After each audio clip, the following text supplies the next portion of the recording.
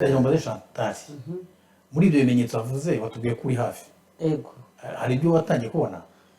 Bo ngira ubwoba bwo kumva ko kubera ko nize yuko kuva ku myaka 45 kugera kuri 55 umugore ashobora gucura. Nanjye kubera ko natinze kubyara cyakora amahirwe nagize hari inda y'amezi ane yavuyemo.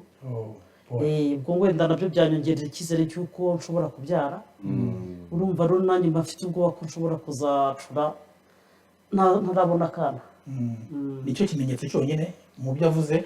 Hari ubushyuhe nabwo yabuvuze. Nkorana ubwoba imihango yanjye hari igihe igira babyita kuba iregiriye. Yego. Kandi atari ko byari bimeze. Urakoze. Ndagira ngo dusubire ku cyiciro cya kabiri. Dr. atubwira ibimenyetso noneho bya menopause nyirizina. Noneho icyiciro cya kabiri none menopause nyirizina. Menopause n'abantu nibajya ku mbuga nkoranyambaga cyane nko kuri Google bakareba wenda menopause ikisobanuye, baratubwira bati umuntu amenya ko yageze muri menopause iyo amaze, ubwo ni umugore cyangwa umukobwa ageze muri ya myaka navuze za 40 kuzamura, akabona amaze nibura amezi 12, nibura amezi 12 akurikiranye atabona imihango.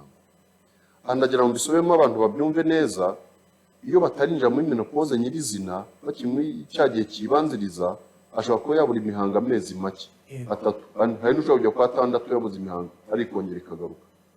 Ariko noneho umugore cyangwa umukobwa ugeze mu myaka 40 kuzamura akabona amaze amezi 12 yikurikiranye nta mihango abonye, kandi nta muti wo kwa muganga wenda afata wagombye guhindura ukwezi kwe k'umugore tugenda ataboneza urubyaro cyangwa nta yindi miti wenda yahawe n'abaganga akamubwira ati iyo nshobora kugira ingaruka runaka. Iyo kimenyetso kimubayeho cyo kumara amezi 12 yikurikiranyije n'uvuga ngo umwaka wuzuye atabona imihango, duhita tuvuga ko uwo mugore yageze muri menopause. N'uvuga ngo yacuze, n'uvuga ngo ubushobozi bwo kubyara bwarangiye. Ibimenyetso bishobora kuboneka rero ko uwo mugore umaze kwemeza ko ageze muri menopause, amaze amezi 12 atajya mu mihango, hari igihe usanga bya bimenyetso yari afite mbere navuze bigabanutse.